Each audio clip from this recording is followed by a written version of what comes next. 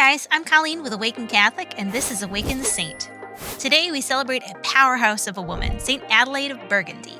As with most royals, she was born surrounded by a lot of power-hungry relatives. At the age of 2, her king father betrothed her to the King of Burgundy. Together they had one daughter, Emma, who later would become the Queen of France. Unfortunately, her husband was poisoned by an enemy seeking to usurp the throne. They held Adelaide hostage for 4 months until she managed to escape, seeking refuge in the marshes until a friendly priest helped hide her.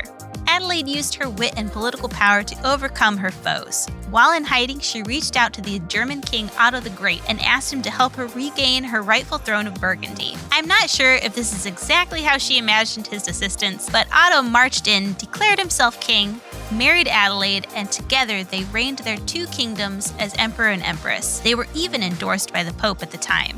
Having some stability in her life once again, she began strengthening the church in her empire, as well as the relations of their empire with Rome. She and Otto had 4 children and a successful reign. But of course, the drama didn't end there. After Otto's death, their young son Otto II took the throne, assisted by his mother. The pair had a falling out, and for some time they lived apart and never spoke. Adelaide's brother, Conrad, finally convinced her to repair the relationship with her son, and eventually their relationship healed.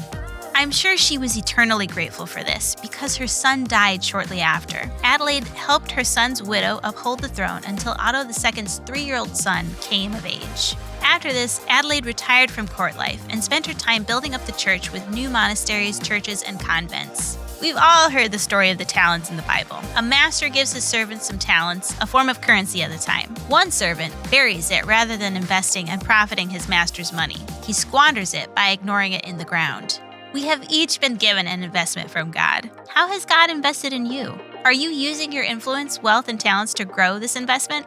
Whether it's monetary, small souls in your care, or a church you're shepherding, whatever God has blessed you with, are you being faithful by putting time and effort into growing that blessing? It's not easy to do this, especially when the world pulls us away from good stewardship. It would be way easier to say, hey, I'm too afraid of failing. I'm not going to teach my kids about Jesus today. Or, yeah, I don't have the energy to do this thing, or the time to grow that thing, or the money to donate to this thing. Saint Adelaide was an awesome steward of the gifts and responsibilities God gave her. She was resourceful, cunning, powerful, faithful, and strong. These gifts God called her to use to escape imprisonment, to raise 5 children, 2 of which went on to become great leaders themselves and to create an empire that served the church. She didn't squander her investment.